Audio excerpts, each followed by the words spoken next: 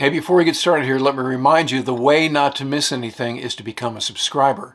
If you'd like to help support the channel, please consider using the super thanks, the heart icon below, or become a patron at patreon.com/wardcarroll. Thanks.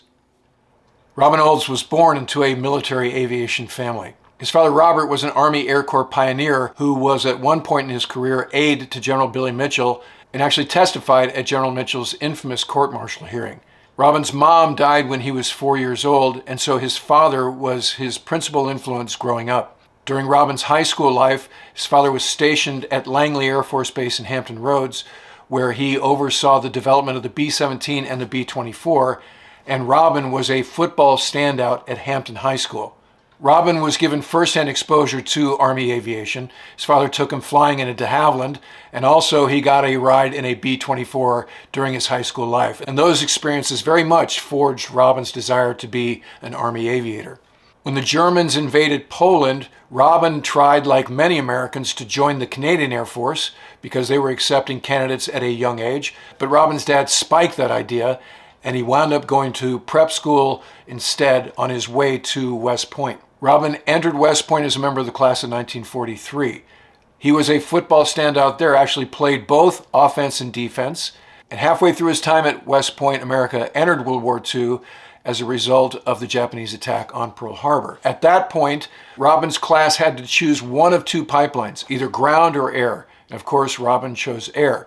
So not only was he playing football and trying not to flunk out, he also had to go to flight school, both in Oklahoma during the summer and then at Stewart Air Base near West Point during the academic year. So his calendar was very full. Robin does very well as a member of the West Point football team. He's named Lineman of the Year and Player of the Year in 1942. And ultimately, he was entered into the College Football Hall of Fame.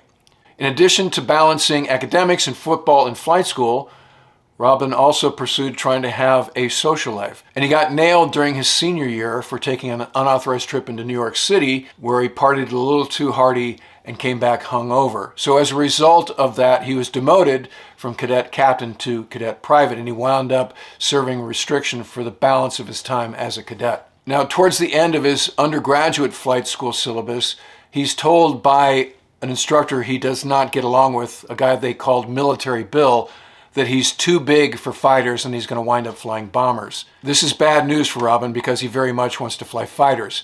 So fortunately, he enjoys the support of a more senior instructor named Lieutenant Hacker, who puts his finger on the scales and winds up getting Robin orders to the P-38 community. Because of this wartime syllabus, he gets his wings the same time he graduates from West Point and is commissioned as a second lieutenant.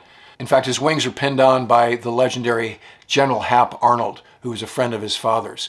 Unfortunately, his father dies shortly after graduation, and on his deathbed, he tells Robin, "Robbie, listen to me. I never once went up in the air without learning something new. Never, ever think you know it all." His father's ashes were scattered out of the bomb bay of a B-24. So he enters the P-38 training pipeline, starts by flying the AT-9, followed by the P-322, which is kind of like a P-38, except the engines rotate in the same direction instead of opposite, which makes it easier to handle as you're learning how to fly the airplane. He winds up being stationed in England at the base at Wadisham. It's the spring of 1944. The first few months, nothing is happening in terms of air-to-air combat. He's hearing about other wings that are having a lot of engagements, and he's starting to grow a little bit frustrated that he's not seeing anything. So he winds up strafing some trains without authorization. In fact, in one mission, he takes the intelligence officer for a FAM flight on the east coast of England, winds up crossing the North Sea and strafing a Nazi supply train in Holland. The intelligence officer in his backseat is ready to turn him in, but Robin disarms him by saying in the debrief, "Okay, you need to give me the details of what happened." And he realizes the intel officer wasn't paying attention to any of the details. And so he kind of accuses him of professional negligence in his role as an intelligence officer. So the intelligence officer lets it go. About the same time, June of 1944, Robin flies air cover over the invasion of Normandy. There is no air-to-air action there, but he gets to witness the invasion at close range, and he's very moved by the efforts of the ground forces on that day. Robin finally gets his first 2 kills on the same mission flying the P-38. two Focke-Wulf 190s during a strike mission to take out a bridge. He took out the trailer and then the lead at low altitude.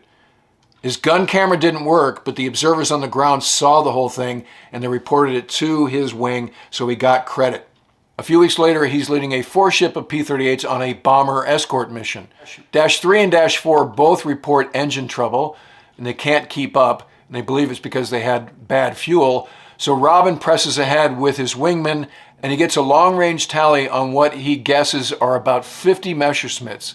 So this is a 2v50 engagement that he's wading into. He transmits to his wingman tanks, which means pickle your drop tanks, and he starts a pursuit of the trail element of this large formation of Messerschmitts.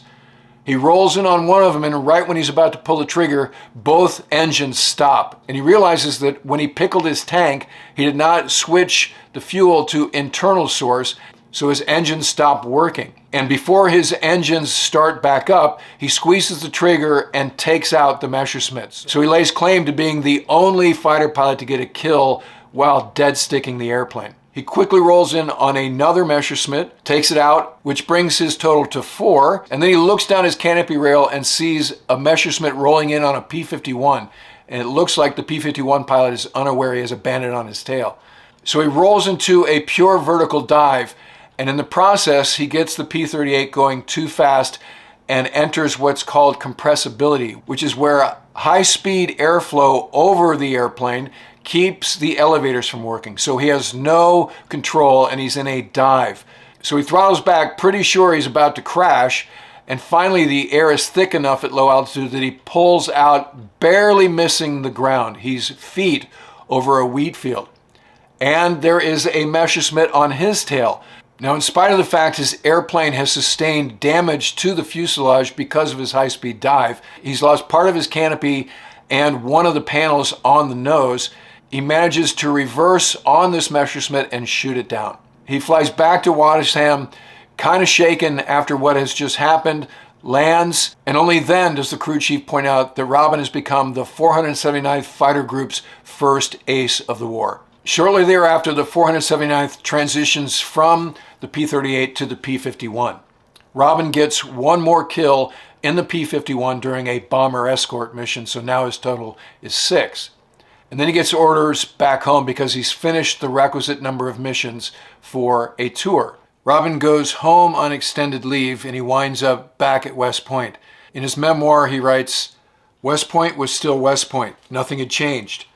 On one hand, it was comforting. On the other, I looked at the plebes and wondered how running around with your chin tucked into your collar had ever been considered either character building or military training. The academy exuded an isolated atmosphere, as if nothing mattered beyond those Gothic walls. Not even the war existed. I guess the one positive aspect was the realization that I was the one who had changed, not the point. I had to ask myself what I expected of these others, and I came to realize the width of the gulf that existed between those who'd been there and those who hadn't." So he leaves West Point and goes down to D.C. to hang out with his brother and winds up attending a number of holiday parties. And again, he has this feeling of detachment, and he finds most of the people he comes in contact with what he describes as boring and shallow. So less than 2 months after he left the war, he's on his way back aboard the Queen Elizabeth, which has been pressed into service as a troop transport. Because he's a captain, he's put in charge of 5,000 enlisted troops who are headed to the war as part of the infantry. They get to England and he asks the guy in charge when he can disembark, and he's told he has to wait 3 days. He does not like this answer, so he just disembarks and winds up going to London for a day and then shows up on his own to the base at Waddesdam once again. He's quickly promoted to major and made the acting commanding officer of the 434th Fighter Group at the young age of 22. It's late January of 1945, and a lot of new pilots are showing up to the 434th, including a lot of pilots who were originally in the bomber community. In his memoir, he writes, "The 8th Air Force had offered some of their bravest and best bomber pilots an opportunity to transfer to fighters. All they had to do was fly and survive not just one, but 2 full operational tours in a B-17 or B-24. Once this was completed, they were granted their wish to become fighter pilots. Although we admired their spirit, we knew you didn't just step from 2-dimensional to 3-dimensional flying with the greatest of ease. Despite their obvious expertise and experience flying the bombers, Getting these men checked out in our Mustangs was a really scary deal. They proved they could take off and land without killing themselves or even bending the birds, but trying to get them to join up, fly close formation, follow the leader in a maneuvering rat race, loop and roll with confidence, and keep track of many aircraft in a roiling three-dimensional mock dogfight was difficult. To get these pilots to do such things as second nature seemed an impossible task. The selection process throughout flight training was as much about a man's attitude as about his flying skill. Men graduated and went on to fly bombers, transports, or fighters based on those instructor assessments. Yes, there were always exceptions, but the assessments usually worked. So by this period in the war, the groups have settled into a daily routine of bomber escort. Bomber crews like to see some friendly fighters around them. The 2nd Squadron flew area sweeps. Job was to rove within 15 or 20 miles of the bomber stream, hopefully putting themselves between the force and any attacking fighters. 3rd Squadron flew what they called outlaw. That was the preferred mission. Take off anytime you wanted, catch the Luftwaffe force either forming up for their attack or trying to return to their bases. That took experience, planning, and a bit of luck for those who pulled that duty. In his memoir, he writes, "Flying close escort was great for bomber morale, but lousy for their protection. Imagine trying to stop a determined attack from 6 o'clock high by some 100 or so enemy fighters when you start from line abreast with their target. It wasn't your best place to be." So about this same time, Olds is ironically charged with desertion from the Queen Elizabeth because he left without authorization. The charges are dropped when they realize that he actually showed up to Wadisham early. Then he has his first encounter with an Me-262, one of the first jet fighters, and he can't catch him. They develop a tactic of staying between the Me-262s and the bombers instead of trying to chase them or catching them in their landing pattern. They also discover that the Me-262s are fast, but they can't turn very well. And in some cases, the Mustangs use that to their advantage to actually shoot them down. In the spring of 1945, Robin gets 2 more kills, an Me-109 and a Focke-Wulf 190 during a fighter sweep mission. The Luftwaffe is by and large crippled by this time, and on May 8th, the war in Europe officially ended. He starts training to head to the Pacific Theater, but Hiroshima and Nagasaki atom bomb strikes happen and the war ends. Robin ends the war with 12 confirmed kills, which makes him a double ace. He gets a cryptic message, not official orders, to head back home, which he's not happy about because even though the war is over, he enjoys being the commanding officer of the fighter group and he's flying a lot. So reluctantly, he boards a C-54 transport for an 18-hour flight home, goes through Keflavik and then lands at LaGuardia Airport, a very uncomfortable trip. And when he gets there, he winds up getting cross-threaded with a lieutenant who's not happy that he doesn't have official orders. So they go back and forth. It's getting pretty contentious, and suddenly Lieutenant Colonel walks up and breaks it up. And in consideration of Robin's war experience, he tells him he's going to give him 45 days of leave, and then he can go wherever he chooses. And Robin chooses Los Angeles. While he's in LA, he winds up going to a party with his stepmom, Nina, who runs in Hollywood circles. And at that party, he strikes up a conversation with a gorgeous young woman who totally blows him off. His stepmom laughs it off and says, "Don't you know who that is? That's Judy Garland." And that she wasn't blowing him off, she's just stoned. At that same party, he runs into a reserve lieutenant colonel, and he mentions he's looking for a place to be stationed. So the colonel looks at his little memo that he's had with him since he left England and says he'll run it to ground. And he comes back to him and says, "You're actually supposed to be at West Point working as a football coach." So now the mystery makes sense. The reason it was cryptic is because he had orders from the war to be a football coach at West Point, working for the legendary Coach Blake. So he winds up driving from California to New York and shows up to West Point a month late, more or less. When he gets there, he gets a wake-up call that once again he's at the point. He gets shit on by a colonel for having a sloppy uniform. Something he took great pride in because his hat had that 50 mission crush and his shoes were splattered with hydraulic fluid and fuel, but that didn't work once you were at West Point. So this colonel orders him to go to the uniform shop and get a new uniform and report to his office as soon as possible, which he does. And once he gets there and he's standing tall, the colonel kind of lets him off the hook and sends him on his way to the coaching staff. So Robin winds up coaching the JV and also doing a lot of recruiting trips. And on many of these trips, he gets to fly airplanes, so he's happy about that. But he's not loving being stationed at West Point. So at the Army-Navy game during that first season, which is the last game of the season, he asked one of the officer reps when he gets to leave. And this guy says to him, this is a 4-year tour. You've got to stay here as long as everybody. And he absolutely doesn't like that answer. So Robin, on his own initiative, goes down to Washington, D.C. and winds up running into one of his classmates at West Point, who happens to be in the officer assignment section of the Pentagon. And serendipitously, he winds up getting orders to a new jet squadron at March Air Force Base in California. He's so afraid that these orders are going to get reversed, he checks out of West Point without talking to any of the other coaches, including Coach Blake. And he's not entirely proud of that, but he was afraid that they were going to undo his orders. Robin shows up at March Air Force Base and the 412th Group in January of 1946. The group commander is the legendary Colonel Tex Hill, who flew with the Flying Tigers in the Pacific. The group flies the brand new P-80 Shooting Star. Robin's told that there's a backup because there are a lot of pilots who want to get into jets, and he's just going to have to do administrative duty until it comes his time to start the training process. And Robin does not like that answer, and in a very Robin Olds way, he winds up just showing up in an airplane and convincing the crew chief that he should show him how to start the airplane. So the crew chief complies, and then Robin taxis off, and he's not quite sure what any of the frequencies are, but he winds up launching and doing a full FAM flight and landing safely and gets back to the line, and now he's got a FAM flight under his belt. He continues to do this until he's got so many hours that they just assume that he's been part of the regular syllabus. In fact, Tex Hill is so impressed, he asked Robin to be his wingman for a 2v4 sortie against the Navy out of Miramar. At about the same time, Robin gets the nod from Tex Hill to start a demo team with the P-80 to start to show the public the jet's capabilities. And during an air show in LA, he winds up hosting a Hollywood actress named Ella Raines. Stop! Stop or I'll kill you!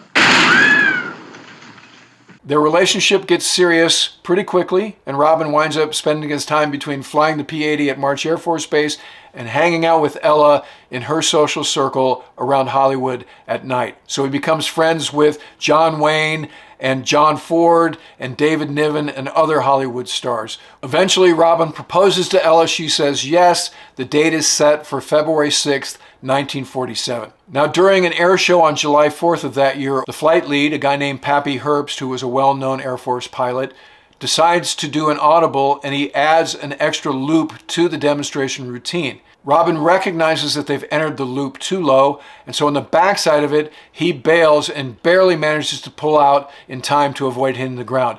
Pappy, on the other hand, does not, and he hits one of the hills adjacent to the racetrack. So Robin has to fly back to March Air Force Base and inform Pappy's bride of 1 week that he was killed. Not a good day in his career. So Robin gets married and they honeymoon at Lake Tahoe. They go skiing. It's Robin's first time, and he develops a lifelong love of the sport. He winds up attending the Air Corps Tactical School at Tyndall in the Florida Panhandle. It's a 3-month course.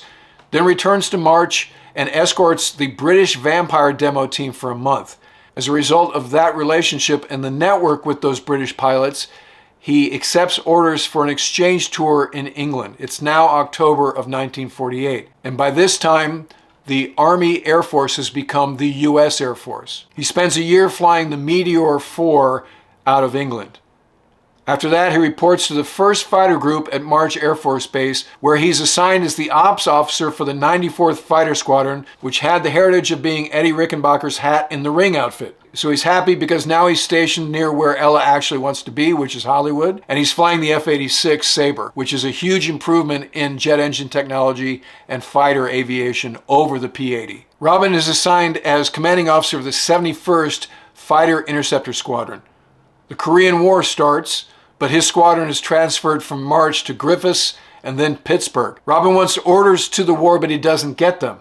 He blames the guy who's his boss at the time, And he wouldn't learn the truth until 1998 about why he never made it to Korea. He heard it from a colonel who'd been stationed in the Pentagon in 1950. Ella and her TV producers persuaded Lawrence Rockefeller to use his considerable political influence at the Pentagon to get his name off the list every time it came up. He's transferred to Germany as the CEO of the 86th Interceptor Group. Robin's promoted to full colonel at the age of 33. It's July of 1955. These orders cause more marital tension. Ella does not want to go to Germany, so she takes the girls to London. Robin gets to London as much as he can, but Ella is not happy with their situation, and he does his best to manage it.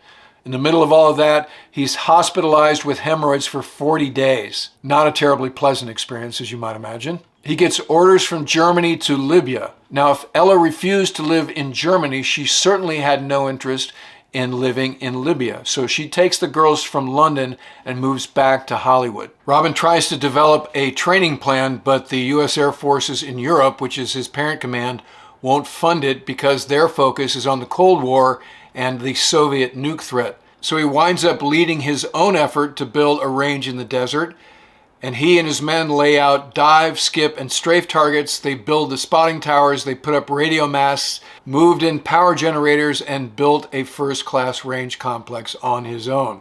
Robin gets orders to be stationed at the Pentagon in D.C., and like most people stationed at the Pentagon, he doesn't like it. Robin writes, "It hadn't taken long to realize that 3/4 of the droning hours of every day were a total waste of time, and that productive moments were devoted to rationalization and justification to Congress for a budget slice.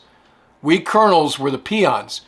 Brigadier generals were the file clerks and horse holders. Major generals, God help them, were the personal aides and boosters for the 3-stars, who were the lords of the E-ring, who huffed, puffed, and made loud noises as though they knew what air power was all about. These in turn convinced the 4-stars that data gathered by captains, put together by majors, massaged by lieutenant colonels, fed to colonels, presented to panels, torn apart by boards, rewritten by majors, remassaged by lieutenant colonels, refed to colonels who re-coordinated all over the world naturally being that 5-sided sorry slab, presented to and finally approved by a board of generals in a form scarcely resembling the original directive, and passed to the poor 4-star who had the appointment before the House Armed Services Committee, would justify spending another $1 billion to once again restructure the Air Defense Command, which couldn't possibly keep up with the demise of the vacuum tube and the rapidly expanding capability of the silicone chip in the first place.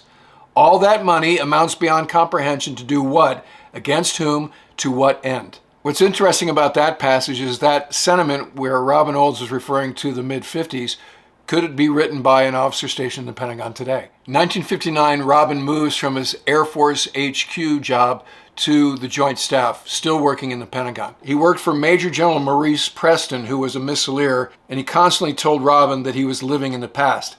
In his memoir, he says, "When I last visited his office armed with statistics to prove my point, the old man," meaning Preston, "finally blew." This sounds like something out of Top Gun Maverick. "He told me I just wanted to put on my leather jacket and white scarf, pull down my goggles, and go out and do battle with the Red Baron. He explained things weren't that way anymore.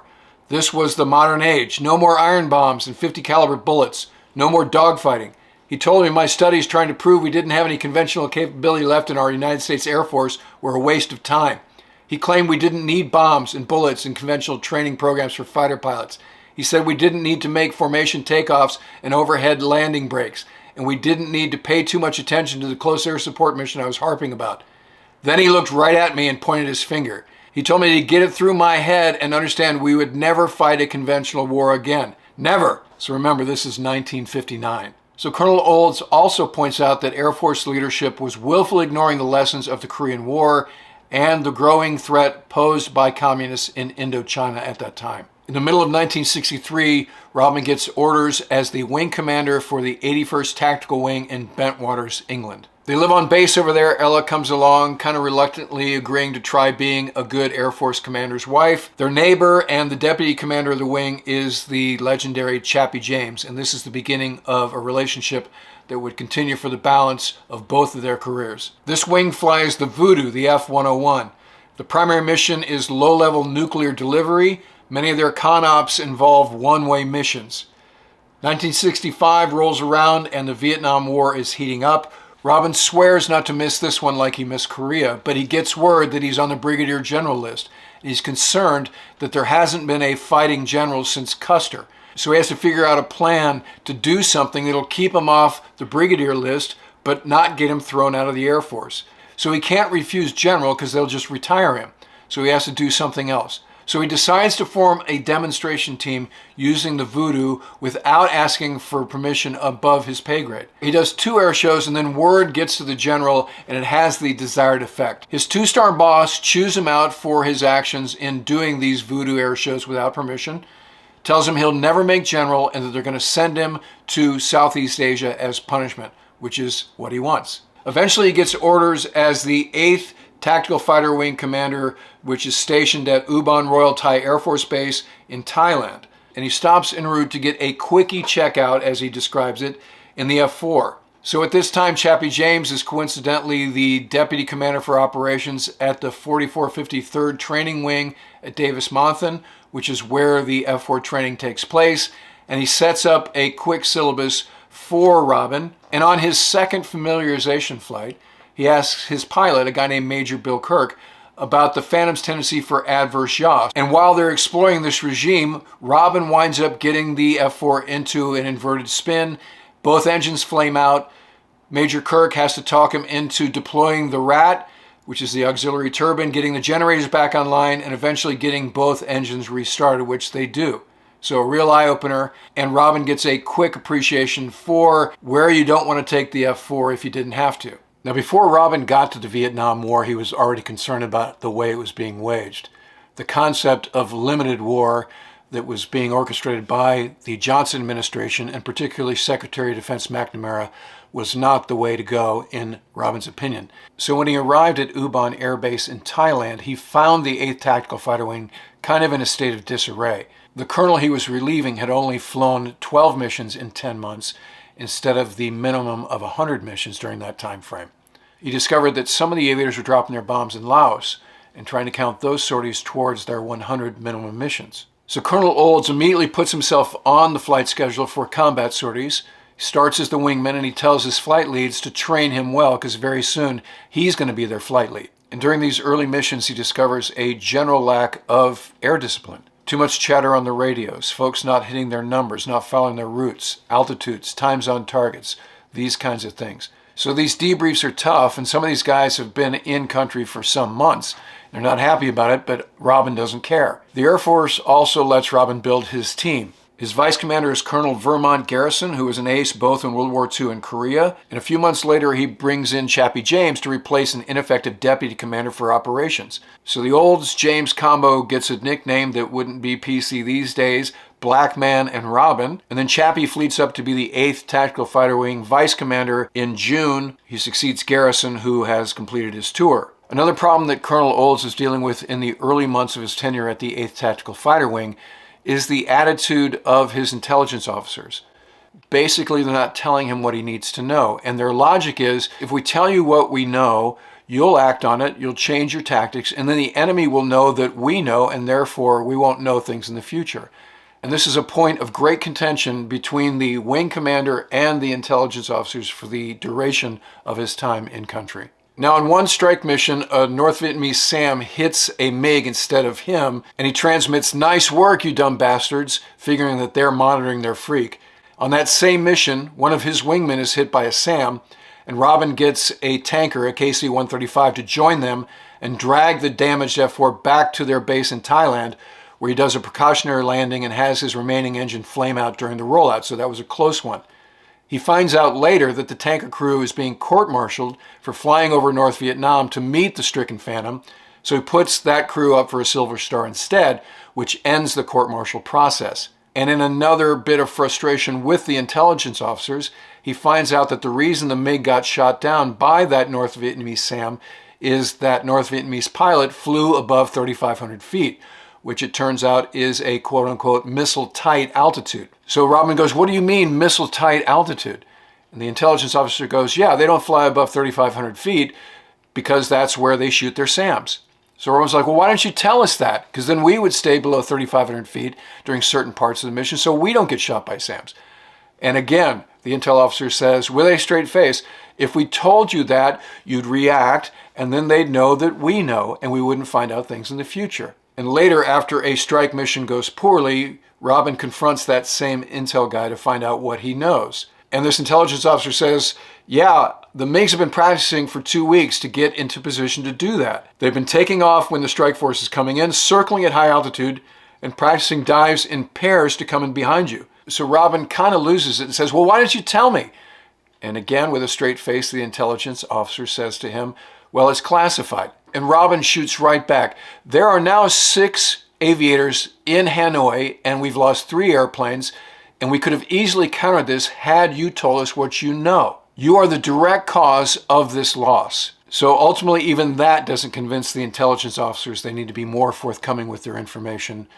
So this is never resolved on Robin's watch. The other thing Robin discovers during these combat sorties is this new missile, the AIM-4 Falcon, is a piece of junk. In fact, he has at least 7 attempts to shoot down MiGs, and none of those AIM-4s guide when he shoots them. So he goes to his maintenance chief and he says, hey, can we modify the F-4Cs to carry the Sidewinder like the F-4Ds can? And after a little bit of homework, that maintenance guy comes back to him and says, yeah, sure, we can do it, but you won't have any guidance information. It won't give you any steering cues. And Robin's like, that's fine. I don't need that. And then the maintenance guy asks him, well, how are we going to test this?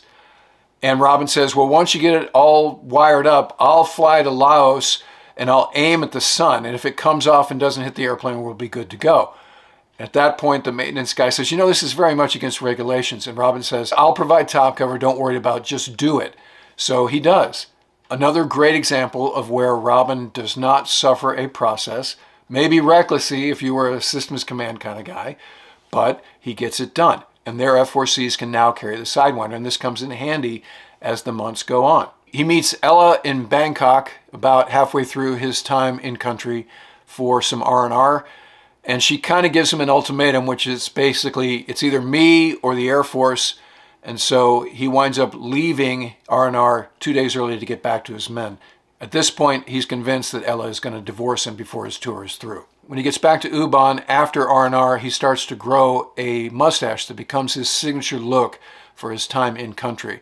He calls it his middle finger against this limited war. And then he executes his signature mission during his time as the CO of the 8th Tactical Fighter Wing, which is called Operation Bolo. So up to the fall of 1966, the F-105s were getting shot down by North Vietnamese SAMs at an alarming rate. As a result, they were equipped with the QRC-160 radar jamming pod.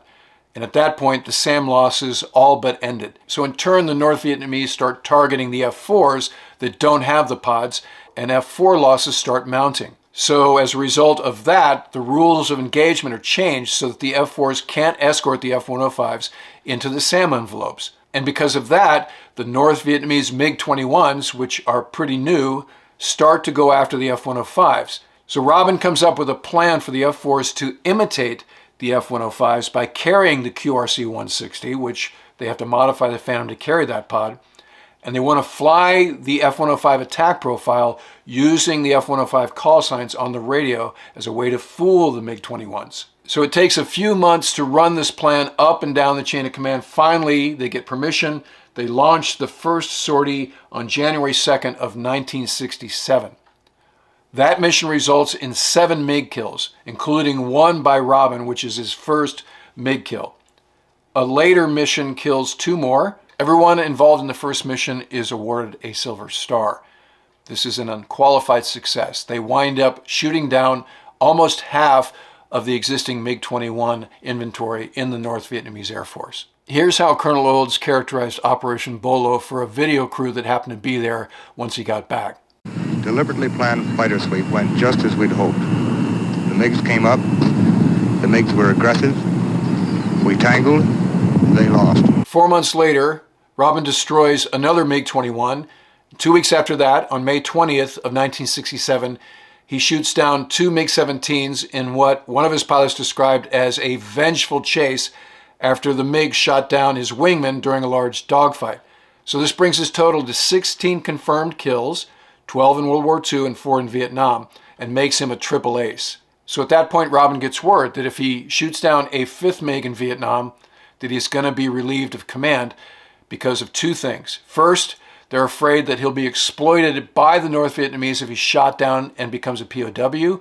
And second, they want to bring him home for PR purposes as the war is getting more and more unpopular on the home front. Robin isn't happy with the idea that he's going to be sent back stateside in the event that he gets a 5th MiG, so he avoids it for the rest of his time in country, although he has upwards of 10 opportunities to do so. But this doesn't mean he's done participating in strikes. In fact, he's awarded a 4th Silver Star for leading a 3-aircraft low-level bombing strike, and then he gets the Air Force Cross for an attack on the Paul Doomer Bridge in Hanoi in August, one of 5 awarded to Air Force pilots for that mission.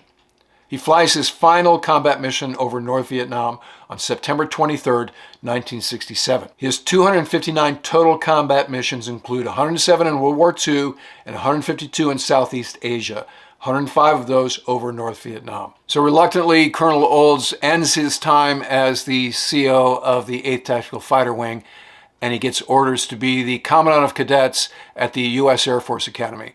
He also makes Brigadier General. Now on his way to Colorado Springs, he goes through Washington, D.C. and has a meeting with the Air Force Chief of Staff, General McConnell. And at that meeting, which is also attended by Ella and their 2 daughters, the Chief of Staff points to Robin's mustache and just simply says, "Remove it," to which Robin responds, "Yes, sir." And he finds out that they have a no-notice meeting at the White House. So they jump in a staff car with a couple of colonels who are on the general's staff and drive to the White House, and he has a meeting with President Johnson in the Oval Office. Robin tells the president that the way to end the war is to win the war. He needs to order the mining of Haiphong Harbor to stop the supply route there. Johnson, who's known for his hair-trigger temper, surprisingly accepts the feedback and arranges for another meeting the following day, this one with Walt Rostow, who is the National Security Advisor. Now, on his way out of the White House, Robin is made to do a no-notice press conference with the White House press corps. And here's part of what he says. Good Lord, you've got the best armed services you've ever fielded. Why don't you use them? One way to stop the darn thing is very simple. From my own humble point of view, win it. That's easy. What we're doing is a hard way. That night at the house, Robin and Ella have a big fight. She throws him out of the bedroom. The daughters hear it, and they actually advise him to leave her. They say her substance abuse has gotten out of control and that she's very irrational most of the time. And they say they'll go wherever he goes. So this is not a good situation on the home front. The next day, he has the meeting with Walt Rostow, who's the National Security Advisor. It's kind of a repeat of the meeting he has with the president, where he restates that the way to end the war is to win the war. The National Security Advisor kind of says, okay, but what about China? And what about civilian casualties? And Robin says, I don't think the Chinese are ever going to enter the war. And as far as civilian casualties go, all he knows as a veteran of World War II is war has got to be total if you want to win. Otherwise, all you're doing is wasting American lives. So the meeting ends, and Robin's not convinced that this guy heard a word he said. Robin moves to Colorado Springs and becomes the Commandant of Cadets at the Air Force Academy. The daughters and a reluctant Ella are going to follow after the holidays. He's introduced to the cadets at a noon meal and walks into the majority of them wearing fake mustaches. So it turns out that he's kind of a folk hero among the Corps of Cadets. So he just says what's on his mind. First, he says he didn't really want the job, but he's happy to be there, and he'll give him everything he's got. Turns out that the Army Air Force game is that weekend, and he says they don't have a hair on their asses if they don't win it, and he finishes his speech by flipping them off, which brings the house down. Asked later why he did that, he said it just seemed like the right thing to do at the time. So the tone is set for his tenure as the Commandant of Cadets. He's very popular. Ella makes her way out, and it turns out that she actually enjoys being the Commandant's wife, and she's good at it. So not unlike what happened when he got to the 8th Tactical Fighter Wing, Robin discovers that morale is kind of low in the Corps of Cadets. The Vietnam War is unpopular, and the cadets are concerned that they're training for something that ultimately they're not going to be respected for. So he's there to sort of make them believe in what they're getting into and be unflinching about their duties. And as he tries to set the tone, he realizes that he's working against the dean, who's more concerned about academics than he is about morale or warfighting prowess. And the dean is a very powerful man who also enjoys the support of superintendent. So Robin discovers he does not have absolute power as the Commandant of Cadets. The other thing he discovers is that the honor system has become very legalistic. It basically has been taken over by the JAGs. And he remembers back when he was at West Point, the honor system was totally up to the cadets. Basically, don't lie, cheat, or steal, or tolerate those who do. In his mind, that's common sense, and it didn't need a whole lot of legalistic oversight. And his problem with the JAGs comes to a head at the end of his time as commandant. Some of his staff discovers that there are 5 cadets who've been dealing marijuana, and they have them dead to rights, but the JAGs intervene and say that evidence is inadmissible because their rooms were searched without their permission. And Robin's like, what do you mean permission? This is a government facility. There's no such thing. This ultimately is getting adjudicated by the superintendent. And Robin asks him, are you going to support me or the JAGs? And the sup tells him, sorry, Robin, but I got to support the JAGs. And at that point, Robin tells him, okay, I'm no longer effective as the commandant, so I'm resigning. Well, it takes a few months to find his relief. That's basically the end of his time at the Air Force Academy, so it ends on kind of a low note. One of the highlights of Robin's time as commandant is when Chappie James flew an F-4 from Eglin to Colorado Springs to give a lecture, and Robin jumped him overhead the academy in a borrowed F-4, much to the delight of the cadets. The legend of that still exists to this day. Robin also snuck down to Miramar occasionally and flew with a new command called Top Gun. He was very impressed with the syllabus there, and he relayed this to the Tactical Air Command leadership, but they didn't take any action because they were very focused on the war in Southeast Asia, and they were satisfied that they were dealing with the threat appropriately at that time. The months to follow that input proved that Robin was right. The Navy had a 12-to-1 kill ratio, while at the same time the Air Force had a 1-to-1 kill ratio against the North Vietnamese MiGs. So ultimately they did create the Air Force Fighter Weapons School. But Robin was way ahead of the curve with his input for them to do so. I'm happy to say it's because of what he observed from Navy training at Top Gun. So Brigadier General Olds' last tour in the Air Force is as Inspector General. And over the course of that tour, he goes back to Vietnam to observe what's happening. It's now 1972, and this is Operation Linebacker. So at this point in the war, Navy, Marine Corps, and Air Force F-4 pilots are conducting MiG sweeps in a very aggressive fashion. And as a result, they make 2 aces. One is a guy that Robin refers to in his memoir as a disreputable Navy lieutenant, whom I shall not dignify by naming. And he talks about how he got his 3rd, 4th, and 5th MiGs on the first day of Linebacker. And the other is Air Force Captain Steve Ritchie, who's flying an F-4D with the triple nickel out of Udorn, who got his 5th MiG in August of 1972. In his memoir, Robin describes Steve Ritchie as a brilliant pilot despite his annoyingly cocky egotism. So 30 days before he leaves the IG office, he's required to file an official report with General Hardin, who's his boss. And in this report, they requested his opinion on how to cut expenses in Air Force operations, which he describes like sending a starving man into a supermarket. So he writes, I suggested they cut staff and functions across the board throughout the top echelons of the Air Force and the Department of Defense. Break down the Surgeon General's Pentagon empire, cut headquarters Air Force manpower by 50%, realign functions on a priority basis, let subordinate headquarters follow suit, eliminate the Air University, go contract, eliminate SAC and TAC divisions and Air National Guard groups, reduce the number of authorized Air Force general officers by 1/3, reduce colonels by 1/4, reduce in force 1/4 of System Command GS-12s and above, reduce in force 1/2 of Logistics Command GS-12s and above, stop the B-1 buy, just equip C-5s with MERS and TERS for future wars, give ICBMs to the Army Coast Artillery Corps, and return the Air Force to a mission-oriented service rather than the factory it had become. Finally, the last line of his report reads, retire one tired Brigadier General ranked 7th on the April 73 one-star list. He's of no use to you anymore. On June 1st, 1973, Brigadier General Robin Olds retired from the United States Air Force, exactly 30 years after he graduated from West Point. He and Ella retire in Steamboat Springs, Colorado, so he can pursue his love of skiing, again, something he discovered during their honeymoon.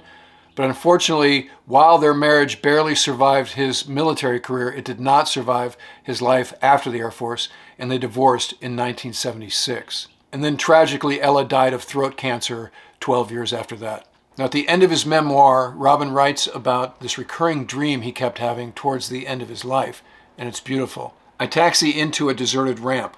Where is everyone? There's a ladder, but where the hell is my crew? I put my hand gently on my aircraft as the engine ticks. She's cool to the touch. Then I step away. Wait! There's a sound. Singing! It's coming from an old hangar on the edge of the ramp. I walk toward it. I open a door and walk down the hall. I hear voices, laughter, breaking glass. I rub my face. Can it be? My mustache is back. I push quickly through another door, and there they all are. Dear God in heaven, there they are. There's Phil behind the bar. There's Chappie. There's Tex. There's Hub. There's Leon, Tui, Pappy, Jim, Steven. So many familiar faces. I know I'm dreaming, but this is the dream I've wanted. I yell to the group, Olds flight checking in. The singing stops. They turn toward me, a chorus of welcoming voices. Robin, Robin, you made it. You're here. A beer is shoved into my hand. Someone claps me on the back. Faces swarm around. I move down the bar toward an old piano. The piano player stands up and steps towards me. It's my father. Hello, Robbie. He grins. Welcome home. Hello, Dad. I smile shyly. I was a fighter pilot. Yes, son, you still are. I'm proud of you. He sits back down at the piano and says, Now teach me some of those new songs, will you? I laugh. Sure thing, Dad, but first let me show you something. I turn toward the group. Hey guys, how about one more MiG sweep? There's a roar of approval, the sound of tables scraping back, the piano starting up, voices singing, pilots cheering. I gulp down my beer, slam the glass onto the bar, and link arms with my men. We turn to crowd around the piano. We sing, we drink, we retell our warrior tales, and we laugh. I have flown home. Robin Olds died of heart failure on June 14, 2007. His ashes are housed at the Air Force Academy. His legacy is one of an officer who was naturally gifted at his warfare specialty, had disdain for processes and bureaucracy without purpose, and took deliberate action against those when he found them, and always led by example. Times may have changed, but the example he set is still relevant, and military organizations still need men like him. All right, that'll do it for this episode. Check the links below for merch, including where you can get all forms of the Punks trilogy. Because of the demand by channel viewers over the last year and a half, it's now available in print, as a Kindle, and also as an audiobook. So I thank you guys for that effort. I dare say if you enjoy this channel but you have not read the Punks trilogy, you're missing a big part of the picture, so check it out. And in the meantime, I look forward to talking to you again soon.